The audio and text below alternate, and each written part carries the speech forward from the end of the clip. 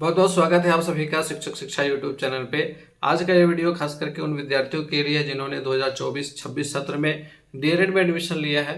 तो डीएलएड में एडमिशन लेने के बाद आपके मन में बहुत सारे सवाल होंगे कि अब डीएलएड में एडमिशन तो ले लिया, अब आगे करें क्या, कैसे प्रिपरेशन करनी है। तो आज के इस वीडियो में उन्हीं सारी चीज़ों के ऊपर डिस्कस करेंगे। तो पूरे वीडियो को अच्छे से वॉच कीजिएगा, एक एक चीज़ को अच्छे से समझिएगा ताकि आप अपनी प्लानिंग को बेहतर बना सकें, स्मार्ट तरीके से आप अपने करियर के ऊपर फोकस कर सकें। तो आइए शुरुआत करेंगे आज के इस वीडियो की। सबसे पहला हमारा पॉइंट है त्रिस्तरीय तैयारी को लेकर के। त्रिस्तरीय तैयारी है क्या, तो इसके बारे में बात करते हैं। देखिए, जैसे कि आपने डीएलएड में एडमिशन लिया, आपको पता होगा कि डीएलएड के साथ आपको चाहिए सीटेट, और इसके साथ साथ जब आप डीएलएड का कोर्स कंप्लीट कर लेंगे तब आपके पास मौका होगा कि आप जैसे ही वैकेंसी आती है तो आप वहाँ पे बैठ सकें। तो उसके लिए आपको अभी से प्रिपरेशन करनी है। तो एक तो डीएलएड हो गया, दूसरा आपका सीटेट हो गया, तीसरा आपका बीपीएस सीटीआरई हो गया। इसके साथ साथ आप केवीएस की तैयारी भी कर सकते हैं। तो त्रिस्तरीय तैयारी का फॉर्मूला आप याद रखेंगे, आपको अपने माइंड में इसको सेट करके चलेंगे, एक गोल बनाएंगे और टाइम को इस तरह से सेट करेंगे, टाइम टेबल इस तरह से आप अपना बनाएंगे कि आप तीनों ही क्षेत्र में, तीनों ही फील्ड में थोड़ा थोड़ा टाइम देते रहें और लगातार टाइम दें। ऐसा नहीं है कि वीक में एक दिन 2 दिन पढ़ लिया फिर भूल गए, ऐसा नहीं करना है। एक कांस्टेंट वे में चलना है, लगातार चलना है, ठीक है। तो उसके लिए हम कैसे प्रिपरेशन करेंगे, कैसे अपनी स्ट्रेटजी बनाएंगे, इसके बारे में समझेंगे। लेकिन सबसे पहले समझ लेते हैं कि डीएलएड है क्या। जैसे कि आपने डीएलएड में एडमिशन लिया तो आपको पता होगा कि यह टीचर ट्रेनिंग प्रोग्राम है। ये बिल्कुल एक टीचर ट्रेनिंग प्रोग्राम है, यह डिप्लोमा कोर्स है। इसका फुल फॉर्म आप लोगों को पता होगा, D4 डिप्लोमा। उसके बाद दूसरा होता है L, E capital L small, ये एलिमेंट्री का शॉर्ट फॉर्म है। एलिमेंट्री का मतलब होता है प्रारंभिक, और दूसरा है एड फॉर एजुकेशन, यानी कि डिप्लोमा इन एलिमेंट्री एजुकेशन, प्रारंभिक शिक्षा में डिप्लोमा का कार्यक्रम। तो ये जो कोर्स है ये आपको 2 साल में टीचर ट्रेनिंग प्रोवाइड करवाती है और आप प्रारंभिक शिक्षक बनने के काबिल हो जाते हैं। प्रारंभिक शिक्षक की बात करें तो प्रारंभिक का मतलब होता है कक्षा 1 से लेकर के कक्षा 8 तक। अगर आपके पास इंटरमीडिएट की डिग्री है, उसके बाद आप डीएलएड कर रहे हैं, आप सीटेट पेपर फर्स्ट के लिए एलिजिबल होंगे। सीटेट पेपर फर्स्ट आपका जब क्लियर हो जाएगा, inter plus DElEd plus CTET paper first, तब आप एलिजिबल हो जाइएगा प्रारंभिक शिक्षक यानी कि प्राइमरी टीचर, ठीक है, 1 to 5 के लिए। प्रारंभिक शिक्षक नहीं, प्राथमिक शिक्षक। प्रारंभिक का मतलब हो जाता है कक्षा 1 से लेकर के कक्षा 8 तक, लेकिन हम यहाँ प्राथमिक शिक्षक की बात करेंगे क्योंकि जब आपके पास DElEd plus intermediate plus CTET paper first, ये 3 डिग्री होगा, ये 3 सर्टिफिकेट होंगे, तब आप एलिजिबल हो पाते हैं प्राइमरी टीचर के लिए, जिसको हम शॉर्ट में पीआरटी कहते हैं, ठीक है। चाहे आप बिहार का पीआरटी बने या फिर आप केवी का पीआरटी फॉर्म भर सकते हैं, आप इसके लिए एलिजिबल हो जाते हैं, ठीक है। ये मिनिमम क्राइटेरिया होता है। अब मान लीजिए कि किसी विद्यार्थी ने ग्रेजुएशन कर लिया, अब वो डीएलएड कर रहा है, या फिर किसी ने डीएलएड कंप्लीट किया, उसके बाद उसने ग्रेजुएशन किया, उसके बाद उसने सीटेट पेपर सेकंड क्लियर किया, ठीक है, तब वो एलिजिबल हो जाएगा पीआरटी के लिए भी। साथ ही साथ आपका जो टीजीटी होता है, ट्रेंड ग्रेजुएट टीचर, प्रशिक्षित स्नातक शिक्षक, जो कक्षा 6 से लेकर के कक्षा 8 तक के अपर प्राइमरी क्लासेस में पढ़ाते हैं, वो उनके लिए एलिजिबल हो जाएगा, दोनों के लिए, ठीक है। तो ये मिनिमम बेंचमार्क है, क्राइटेरिया है टीचर बनने के लिए। तो ये सारी चीज़ें आपको पता होनी चाहिए। बहुत सारे लोगों को पता भी होंगी, जिन लोगों को पता नहीं वो नोट करके रखें, और कैसे आप उन सारे डिग्रीज को, उन सारे कोर्सेज को कंप्लीट कर सकते हैं, इसके लिए एक प्रॉपर स्ट्रेटजी बनाइए। जैसे कि बहुत सारे स्टूडेंट होंगे जो अभी आईएससी या फिर आईए या फिर आईकॉम, इनको करने के बाद उनका एडमिशन डीएलएड में हो गया होगा, ठीक है। तो अगर आपके पास आईएससी, आईए, आईकॉम, यानी कि ये तीनों मिलकर के इंटरमीडिएट ही कहलाते हैं, है ना। अब जब डीएलएड में आप आ गए तो बहुत सारे विद्यार्थियों का मन में सवाल होगा कि मैंने साइंस से इंटरमीडिएट में किया है तो डीएलएड में मुझे क्या पढ़ना पड़ेगा। वहीं आर्ट्स वालों का भी सवाल होगा कि मुझे क्या पढ़ना पड़ेगा। कॉमर्स वाले भी सोच रहे होंगे कि मुझे क्या पढ़ना पड़ेगा। तो आप तीनों ही में से किसी भी क्षेत्र से आ रहे हैं, आपको पढ़ना वही पड़ेगा जो डीएलएड का सिलेबस है। डीएलएड एक शिक्षक प्रशिक्षण कार्यक्रम है। इसमें साइंस के लिए, आर्ट्स के लिए, कॉमर्स के लिए अलग अलग चीज़ें नहीं होती हैं, सबके लिए एक ही कोर्स अवेलेबल होता है, सभी लोगों को एक ही चीज़ पढ़नी होती है। ठीक है, कोई भी उसमें डिफरेंस नहीं है। जब आप सेकेंड ईयर में जाएंगे तो केवल एक पेपर है S9 में, जो आपको अपने सब्जेक्ट के अकॉर्डिंग सेलेक्ट करना होता है। जैसे जिन लोगों का साइंस है वो साइंस चुन लेते हैं, जिनका आर्ट्स है वो सोशल साइंस चुन लेते हैं, जिनका कॉमर्स है वो भी सोशल साइंस सेलेक्ट करते हैं। ठीक है, इस तरह से आप वहाँ पे सब्जेक्ट सिलेक्शन कर सकते हैं। वो भी मैंडेटरी नहीं है, वो चॉइस बेस्ड है और उसका आपके सिलेक्शन से भी कोई लेना देना नहीं होता है। तो यहाँ पे ये बात समझ लीजिए कि आपको ISC, IA, ICOM किसी भी क्षेत्र से आपने कंप्लीट किया है इंटरमीडिएट, आपको DLED में वही पढ़ना पड़ेगा जो DLED का सिलेबस है। अब DLED का सिलेबस क्या है, इसके लिए आप हमारे नेक्स्ट वीडियो का इंतजार करें।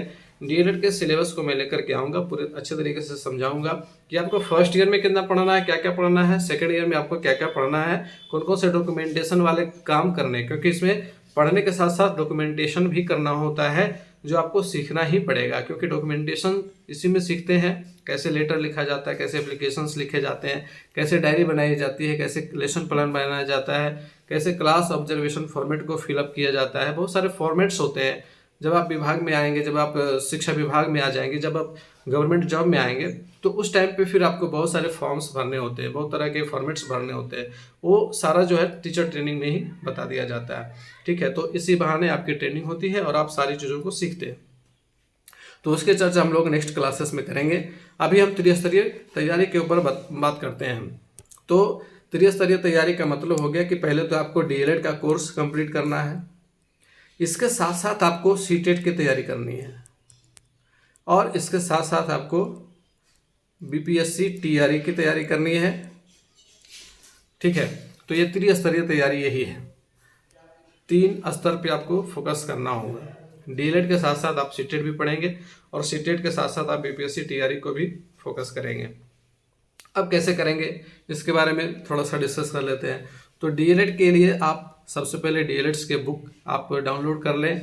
SCERT के वेबसाइट पे फ्री ऑफ कॉस्ट अवेलेबल है, आप वहाँ से सिंपली जाइए, आपको DLED के सारे बुक्स मिल जाएंगे, सिलेबस भी मिल जाएगा। आप सब कुछ डाउनलोड करके अपने मोबाइल में फोल्डर बना लें। ठीक है, फोल्डर बना करके इंटरनल मेमोरी में या SD कार्ड में जो भी हो आप सेव करके रखें। अगर आपके पास लैपटॉप है तो लैपटॉप में उसका फोल्डर बना करके सेव कर लें, DLED first year books, DLED second year books. ठीक है, तो ये सारी चीज़ें हैं। इसके अलावा DLED के अन्य इम्पोर्टेंट आपको डॉक्यूमेंट्स इकट्ठा करने होंगे। बहुत सारे डॉक्यूमेंट्स आपको मेरे टेलीग्राम चैनल पे मिल जाएगा, बुक्स भी मिल जाएगा, आप वहाँ से भी ज्वाइन करके डाउनलोड कर सकते हैं। ठीक है, इसके साथ साथ आप हमारे व्हाट्सएप ग्रुप से जुड़िए, मैं लिंक प्रोवाइड कर रहा हूँ, वहाँ से आप क्लिक करके व्हाट्सएप ग्रुप से जुड़ जाइए। वहाँ पे मैं टाइम टू टाइम बहुत सारे डॉक्यूमेंट्स प्रोवाइड करता रहूँगा, जैसे कि RTE एक्ट है, NCF 2005 है, BCF 2008 है। इस तरह के बहुत सारे डॉक्यूमेंट्स आपको मिलते रहेंगे जो आपकी तैयारी को बहुत बेहतर बनाएंगे। ठीक है, तो अब हम चर्चा करेंगे कि CTET की तैयारी कैसे करें। हमारा नेक्स्ट फोकस होगा, पहले देख लेते हैं कि DLED के लिए क्या पढ़ें। ठीक है, DLED के लिए क्या पढ़ें। तो जैसा कि मैंने अभी बताया कि DLED के लिए आपको पहले SCERT के वेबसाइट पे जाना है, वहाँ से DLED के सारे बुक्स आपको डाउनलोड कर लेने हैं। ये तो ओरिजिनल टेक्स्ट बुक हो गया। इसके साथ साथ आप एग्जामिनेशन में लिखने के लिए आप आशीष का गाइड ले सकते हैं, वो ठीक ठाक काम कर जाता है। ठीक है, उससे आप तैयारी कर सकते हैं। आप ऐसा कर सकते हैं कि प्रीवियस ईयर क्वेश्चंस को डाउनलोड करके, प्रीवियस ईयर क्वेश्चंस को अवेलेबल करवा करके आप उसका क्वेश्चन आंसर करें तो वो ज़्यादा बेटर होगा। इसके साथ साथ आप कुछ इम्पोर्टेंट डॉक्यूमेंट्स होते हैं, जैसे शिक्षा नीतियां हैं, जैसा कि मैंने अभी बताया कि NCF BCF, ये सब धीरे धीरे करके पढ़ना है, लेकिन आपको इकट्ठा करनी होगी। आप डॉक्यूमेंट्स अवेलेबल करके, और जैसा कि मैंने बताया कि फोल्डर आप बनाइए। ठीक है, 3 फोल्डर बनाइए, DLED first year book, DLED second year book और तीसरा DLED इम्पोर्टेंट डॉक्यूमेंट्स। इस तरह से 3 फोल्डर बनाइए और तीनों में आप धीरे धीरे करके बुक्स डालते रहिए। ठीक है, जहाँ से भी अवेलेबल मिल जाता है आपको इंटरनेट पे ऑनलाइन, आप वहाँ से डाउनलोड कीजिए, सिंपली रखिए। ठीक है, बहुत सारे बुक्स तो हमारे टेलीग्राम चैनल पे अवेलेबल है, वहाँ से आप डाउनलोड कर सकते हैं। अब इसके बाद DLED में क्या पढ़ना है, जिसका कन्फ्यूजन क्लियर हो गया आपके लिए। सिलेबस का वीडियो आप लोगों के लिए आ जाएगा, आप उसको देखेंगे।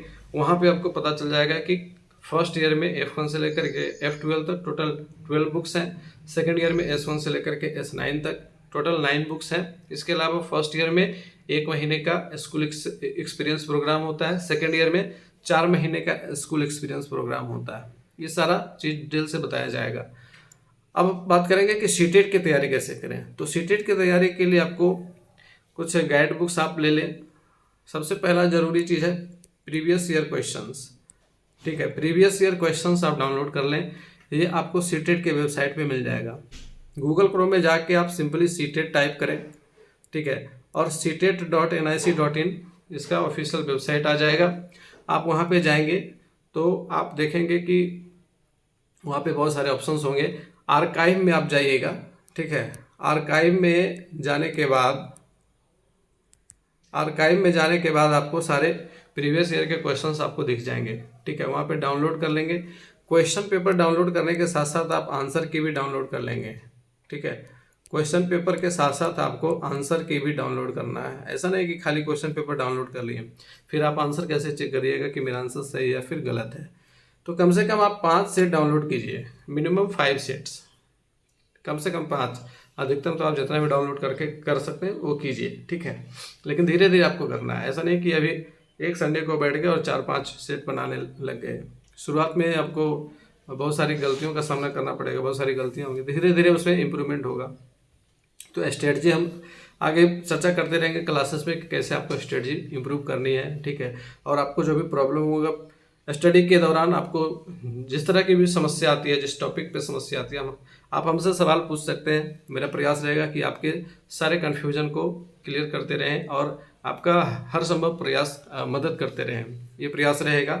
तो आप हमसे जुड़े रहें, हमारे चैनल को सब्सक्राइब कर लें और नीचे दिए गए व्हाट्सएप लिंक से जुड़ जाएं ग्रुप में, ठीक है। और टेलीग्राम चैनल है हमारा, वहाँ भी आप जुड़ जाएं ताकि समय समय पे आपको सारे इन्फॉर्मेशन भी मिलते रहेंगे और आप हमसे सवाल भी कर सकते हैं, सवाल भी पूछ सकते हैं। और संभव होगा तो संडे को महीने में 1 या 2 बार ऑनलाइन मीटिंग भी कर सकते हैं हम लोग, ठीक है। तो ये सारी चीज़ें रहेंगी। अब दूसरा है कि एक तो हो गया क्वेश्चन पेपर, दूसरा है कि गाइड भी आप इसका आता है, बहुत सारा गाइड आता है। एक अरिहंत प्रकाशन का भी गाइड आता है, आप उसको भी ले सकते हैं और उससे आप प्रैक्टिस कर सकते हैं। बहुत सारा चीज़ जो है वो आप उससे सीख सकते हैं। तो सीटेट के सेक्शन में देखिए क्या क्या होता है। सबसे पहले तो CDP होता है। CDP के बाद आपका मैथमेटिक्स होता है। मैथमेटिक्स के बाद आपका EVS होता है। EVS के बाद 2 लैंग्वेज पेपर होता है, लैंग्वेज 1, लैंग्वेज 2। तो लैंग्वेज 1 में आप हिंदी लेंगे, लैंग्वेज 2 में इंग्लिश लेंगे, ठीक है। तो इस तरह से 5 सब्जेक्ट का कॉम्बिनेशन होता है। 30-30 मार्क्स सभी में होते हैं।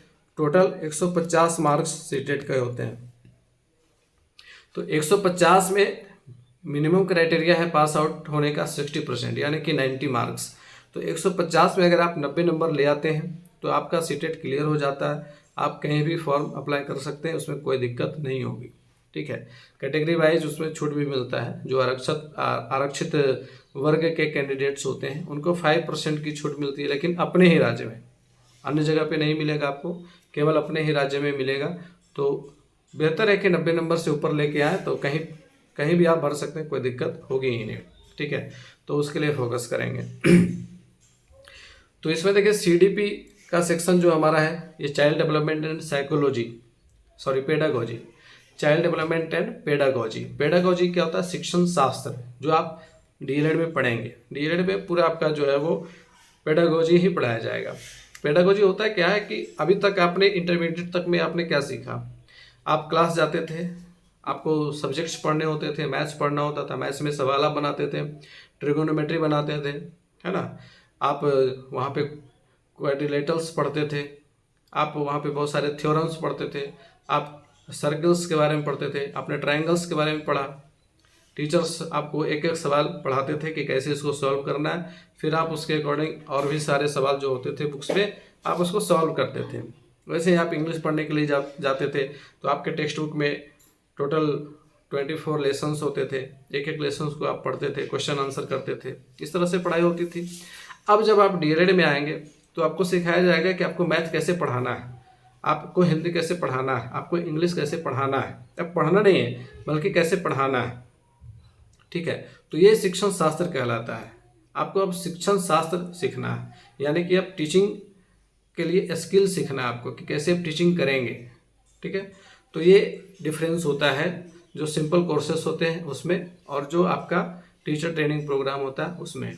यहाँ आपको सीखना है कि कैसे हम बच्चों को पढ़ाएंगे, कैसे उनका असेसमेंट करेंगे, कैसे उनका इवेल्यूएशन करेंगे, कैसे हम अपना लेसन प्लान बनाएंगे, कैसे हम अपनी प्रिपरेशन करेंगे कि हमें बच्चों को जो टॉपिक पढ़ाना है उससे रिलेटेड क्या क्या चीज़ें होती हैं, उससे रिलेटेड कौन कौन से TLMs होते हैं, कैसे हम बच्चों के लिए एक बेहतर लेसन प्लान बना करके लेके जाएंगे ताकि उसके अकॉर्डिंग हम बच्चों को पढ़ाएंगे, ठीक है। और फिर जब पढ़ाएंगे उसके बाद उनका एवेल्यूएशन भी होगा, उनका असेसमेंट होगा, उनके जांच के लिए क्वेश्चंस बनाएंगे, कैसे क्वेश्चंस बनाए जाते हैं, ये सारी चीज़ें सिखाई जाती है शिक्षण शास्त्र में, ठीक है।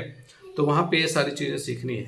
अब तक आपने जैसे टीचर से पढ़ा था, आप समझ लीजिए कि आपको टीचर वाला सारा गुण सीखना होगा कि कैसे पढ़ाया जाता है, कैसे सारी चीज़ें की जाती हैं। तो इसमें CDP में जो है वो चाइल्ड डेवलपमेंट यानी कि बाल विकास और शिक्षण शास्त्र, इससे रिलेटेड बहुत सारे सवाल आपको देखने को मिलते हैं। 30 सवाल तो सभी से रहते हैं, इसमें पूरा का पूरा पेडागोजी से सवाल रहता है और इसमें बहुत सारे टॉपिक्स हैं। आप सीटेट का बुलेटिन आएगा, सीटेट का जैसे इस बार जनवरी 2025 वाला आएगा तो मैं आपको वहाँ पे भेजूंगा, आप देख लेंगे। सीटेट का बुलेटिन आता है, उसमें सारा इन्फॉर्मेशन दिया रहता है कौन कौन से टॉपिक से क्वेश्चंस पूछे जाते हैं। तो सीटेट की तैयारी के लिए आप लगे रहेंगे साथ में। इसके साथ देखिए CDP के बाद आपका मैथ का सेक्शन होता है। मैथ के सेक्शन में 15 सवाल जो है वो कंटेंट वाले होते हैं, क्वेश्चंस आंसर होते हैं, जैसे आपने अन्य कॉम्पिटिटिव एग्जामिनेशंस में पढ़े हैं। इसके अलावा 15 सवाल जो है वो पेडागोजी से होते हैं मैथ में भी, ठीक है। मैथ को कैसे पढ़ाना है, मैथ के पढ़ाने में बहुत सारी परेशानियाँ आती हैं, तो उसके ऊपर आप कैसे हल करेंगे, उन सारी समस्याओं को कैसे बच्चों को बताएंगे, ये सारी चीज़ें।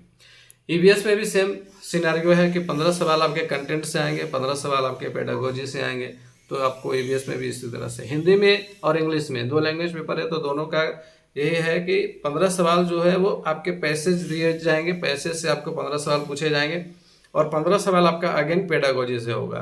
तो पेडागोजी के ऊपर ज़्यादा फोकस किया गया और आपका DLED जो है वो पूरा का पूरा पेडागोजी है। उसमें आपका हिंदी भी है, उसमें आपका इंग्लिश भी है, उसमें आपका मैथ्स भी है, उसमें आपका EVS भी है, सब के सब पेडागोजी आपको वहाँ पे देखने को मिल जाएंगे। तो अगर आपका DLED का प्रिपरेशन अच्छा होगा, DLED को आप अच्छे से पढ़ेंगे तो सीटेट की तैयारी ऑलमोस्ट आपकी कंप्लीट हो जाएगी। आपको किसी भी दूसरे बुक्स को पढ़ना ही नहीं पड़ेगा, ठीक है, क्योंकि DLED का सिलेबस इतना वास्ट है, इतना ज़्यादा विस्तृत है कि उसमें पूरा का पूरा सीटेट का कोर्स समाहित होता है। लेकिन बच्चे फंस जाते हैं कहाँ, आपने देखा होगा कि जब सीटेट का एग्जाम होता है तो 7 से 8% रिजल्ट आता है, लाखों की संख्या में छात्र फेल होते हैं। तो दरअसल बहुत सारे लोग करते क्या है कि DLED में एडमिशन करवा लिया और जनरल कंपटीशन की तैयारी में लग जाते हैं। तो जब आपको जनरल कंपटीशन की तैयारी करना है, आपको दूसरे क्षेत्र में जाना है, तो फिर आप टीचर क्यों बनना चाहते हैं, टीचर ट्रेनिंग प्रोग्राम क्यों कर रहे हैं? क्योंकि ये इस प्रोग्राम में जो बच्चे अच्छे से ध्यान नहीं देते वो हर जगह पिछड़े जाते हैं। अगर बाई चांस उनका सीटेट निकल गया, बाई चांस उनका BPSC TRE निकल गया, बाई चांस वो गवर्नमेंट टीचर बन गए, टीचर बनने के बाद उनकी भारी फजीहत होती है, भारी दिक्कत उनको होती है, हर जगह उनको पूछना पड़ता है कि कैसे क्या करेंगे, कुछ उनको पता नहीं होता है। एक सिंपल एप्लीकेशन लिखने में भी वो गलतियां करते हैं। तो ऐसी गलतियां आपसे ना हो, आप ऐसा ना करें। तो इसके लिए आपको बेहतर तैयारी करनी है, आपको पूरा का पूरा फोकस इधर लगा देना है कि जब आपने DLED में एडमिशन लिया है तो आपको एक गवर्नमेंट टीचर बनना है, ठीक है। तो उसके लिए आप जितना संभव हो सके उतना स्टडी करेंगे और DLED का कोर्स अगर आप अच्छे से कर लेते हैं तो निश्चित रूप से आपका सीटेट बिल्कुल 100% क्लियर होगा और कोई भी अन्य बुक्स नहीं पढ़ने होंगे, किसी की कोचिंग नहीं लेनी पड़ेगी, कहीं भी भटकना नहीं पड़ेगा, ठीक है। हाँ, आपको जो तीसरी तैयारी है BPSC TRE के लिए, उसके लिए आपको स्पेशल से एफर्ट करना पड़ेगा, ठीक है। यानी कि सीटेट की तैयारी कैसे करें, तो अगर आप DLED की बेहतर तैयारी करते हैं तो सीटेट की तैयारी आपकी ऑटोमेटिक कंप्लीट हो जाएगी। इसमें आपको एक चीज़ का ध्यान रखना है, जैसे कि मैंने बात की EVS और मैथ्स की, ठीक है। तो EVS और मैथ में NCERT के बुक्स को आप देखेंगे, ठीक है। EVS में क्या है कि 3, 4, 5 और मैथ्स के भी 3, 4, 5 NCERT के टेक्स्ट बुक, जो ओरिजिनल टेक्स्ट बुक होते हैं, जो केंद्रीय विद्यालय में चलते हैं, वहीं से सवाल पूछे जाते हैं। बहुत सारे सवाल उसके कंटेंट से पूछे जाते हैं। तो जो बुक्स में दिया हुआ है वहीं से सवाल लिया जाता है, ठीक है। तो ईवीएस के बुक से बहुत सारे सवाल आपको 15 सवाल आपको देखने को मिलते हैं, मैथ से भी 15 सवाल देखने को मिलते हैं। तो ये सारे सवाल उन टेक्स्ट बुक से लिए जाते हैं हूबहू, ठीक है, डिट्टो टू डिट्टो वही क्वेश्चन उठा करके पूछ दिया जाता है सीटेट में। तो इसके लिए आपको एनसीईआरटी की बुक्स पढ़नी होगी, धीरे धीरे आप पढ़ेंगे, ठीक है। 3, 4, 5 3 क्लास के बुक्स हैं, और इस बार नई बुक्स आ गई हैं, चेंज हो गई। पुराने बुक्स को आप पढ़ेंगे तो फिर आप गड़बड़ कर देंगे। क्लास 3 की बुक्स चेंज हो गई है एनसीईआरटी की, केवी की, ठीक है, याद रखेंगे। 6 की बुक्स चेंज हुई, तो 6 से आपको कोई मतलब नहीं है। अभी फिलहाल 1, 2, 3 की बुक्स चेंज हुई हैं, तो आप 1, 2, 3 को देख लेंगे। वैसे 1, 2 से विशेष सवाल पूछे नहीं जाते हैं। 3, 4, 5 में ईवीएस है, तो 3, 4, 5 से ही पूछा जाता है। तो क्लास 3 के बुक्स चेंज हुए हैं। नेक्स्ट ईयर हो सकता है कि 4 और 5 के बुक्स भी चेंज हो जाएं, ठीक है। तो जैसे बुक्स चेंज होता है तो सिलेबस भी चेंज होता है, सवाल भी चेंज हो जाते हैं, पैटर्न चेंज हो जाता है। तो वो आप समझ लीजिए कि आप इस ट्रांजिशन पीरियड से गुजर रहे हैं, जब आप देख रहे हैं कि बहुत सारे बदलाव देखने को मिले। एनईपी 2020 आया, तो एनईपी 2020 का इम्प्लीमेंटेशन हो रहा है। अब एनसीएफ 2005 का ज़माना खत्म हो गया, एनसीएफ 2023 आ चुका है, तो एनसीएफ 2023 से सवाल पूछे जाएंगे, ठीक है। तो ये जो ट्रांजिशन पीरियड चल रहा है, तो इस ट्रांजिशन पीरियड में बहुत सारे बदलाव देखने को मिलेंगे। तो आप बने रहेंगे हमारे साथ, तो सारे बदलाव से आप रूबरू रहेंगे। एकदम लेटेस्ट न्यूज़ आपको मिलते रहेगा, और लेटेस्ट बुक्स भी मैं प्रोवाइड कर दूंगा। एनसीईआरटी के जो टेक्स्ट बुक होते हैं वो आपको प्रोवाइड करवा दिया जाएगा, ठीक है, व्हाट्सएप ग्रुप पे। आप वहाँ से उसको डाउनलोड करके उसको पढ़ सकते हैं, और मार्केट से भी ले सकते हैं, ऑनलाइन बुक्स अवेलेबल होते हैं, तो वहाँ से आप ले सकते हैं, आराम से उसको पढ़ सकते हैं। क्योंकि जब टेक्स्ट बुक आपके हाथ में होगा तो वो पढ़ना ज़्यादा बेहतर होता है। तो अब आगे बात करेंगे हम बीपीएससी टीआरई प्रिपरेशन की।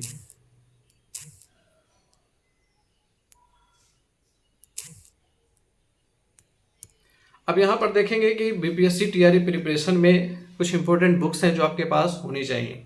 आप एक बार एडमिशन ले लिए हैं, आप वहाँ पे सेटल हो जाइए। पहले अपने हॉस्टल में सेटल होने के बाद आपको जो है इधर ध्यान देना है।